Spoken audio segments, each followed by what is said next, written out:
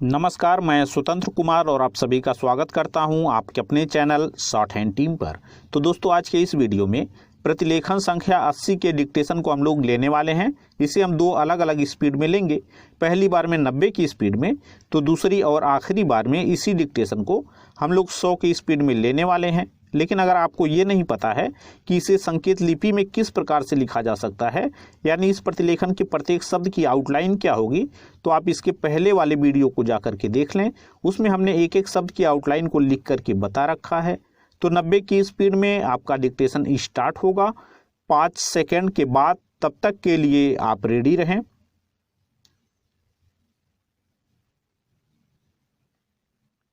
Start. सभापति महोदय, मैं निवेदन करना चाहता हूं कि सबसे बड़ी आवश्यकता इस बात की है कि इन बैंकों में इन नौकरशाहों को न रखकर उनके संचालन के लिए ऐसे लोगों को रखा जाना चाहिए जिनका बैंकों के राष्ट्रीयकरण में पूर्ण विश्वास हो, क्योंकि किसी संस्था में जब उस संस्था को चलाने वाले लोग ऐसे नहीं होते जो संस्था के कार्यक्रम में विश्वास रखते हों, तब तक यह संस्था कभी सफल नहीं हो सकती। मेरा कहना यह है कि हमारे देश में सार्वजनिक उपक्रम जो असफल हैं, उसका सबसे बड़ा कारण यही रहा है। जितनी भी असफलता हुई है, उसका कारण हमारी नौकरशाही रही है। जिस नौकरशाही को समाजवाद में बिल्कुल भरोसा नहीं है, उसका सदा बोलबाला रहा है। इसका परिणाम यह रहा है कि एक ओर तो इस देश में छोटे छोटे मामलों में बराबर देरी होती गई है, निर्णय नहीं लिए गए हैं, और दूसरी ओर उसके होने वाले लाभों से गरीबों को दूर रखा गया है। पैरा, बैंकों के राष्ट्रीयकरण के बाद इस बात की आवश्यकता है कि बैंक गांवों में जाते। आज तो बैंक एक तरह से शहरों के एकाधिकार हो गए हैं, जिसके कारण वहीं पर सारे उद्योग पनपते जा रहे हैं। शहरों की जनसंख्या बढ़ती जा रही है और अलग अलग तरह की समस्याएं उत्पन्न हो रही हैं। उनको दूर करने के लिए आपके बैंकों को गांवों के अंदर जाना पड़ेगा।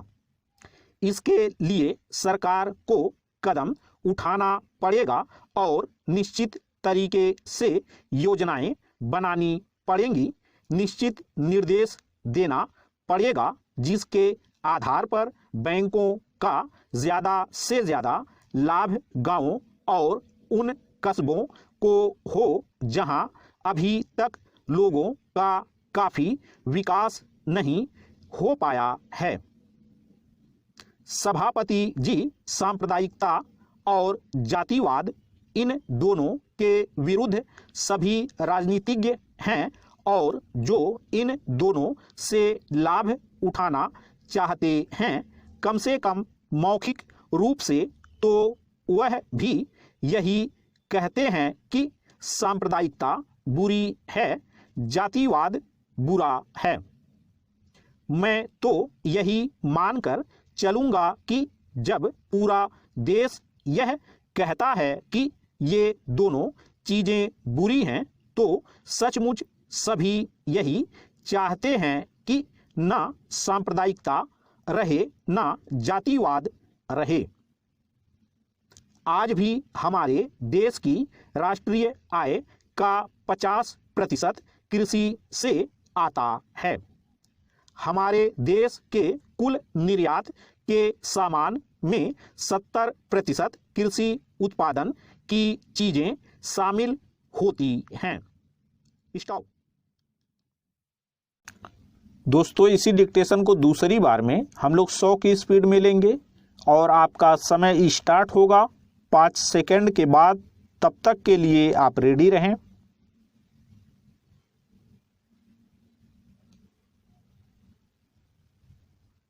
स्टार्ट।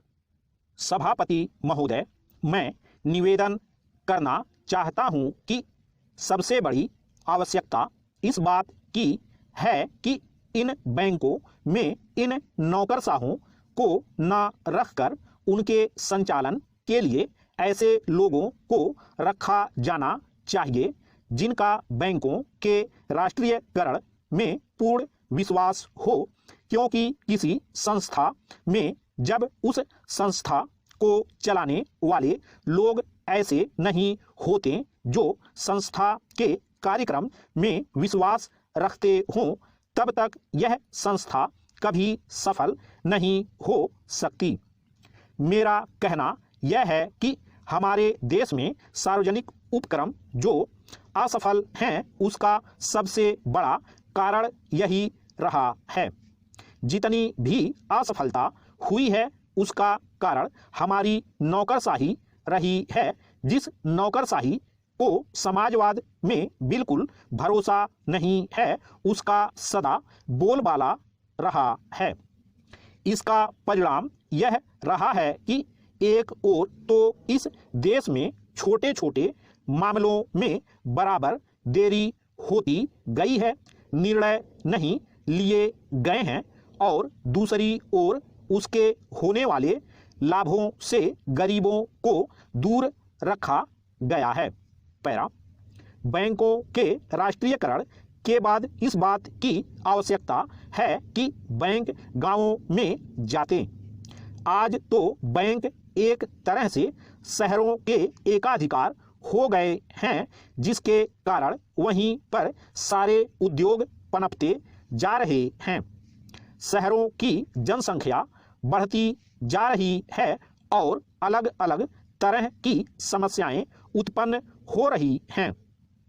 उनको दूर करने के लिए आपके बैंकों को गांवों के अंदर जाना पड़ेगा। इसके लिए सरकार को कदम उठाना पड़ेगा और निश्चित तरीके से योजनाएं बनानी पड़ेंगी, निश्चित निर्देश देना पड़ेगा जिसके आधार पर बैंकों का ज़्यादा से ज़्यादा लाभ गांवों और उन कस्बों को हो जहां अभी तक लोगों का काफ़ी विकास नहीं हो पाया है।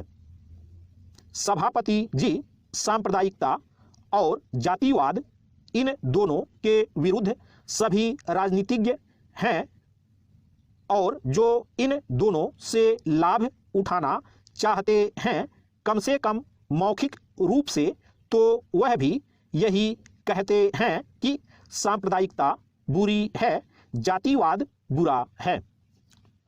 मैं तो यही मानकर चलूंगा कि जब पूरा देश यह कहता है कि ये दोनों चीज़ें बुरी हैं, तो सचमुच सभी यही चाहते हैं कि ना सांप्रदायिकता रहे ना जातिवाद रहे। आज भी हमारे देश की राष्ट्रीय आय का 50% कृषि से आता है। हमारे देश के कुल निर्यात के सामान में 70% कृषि उत्पादन की चीज़ें शामिल होती हैं। स्टॉप।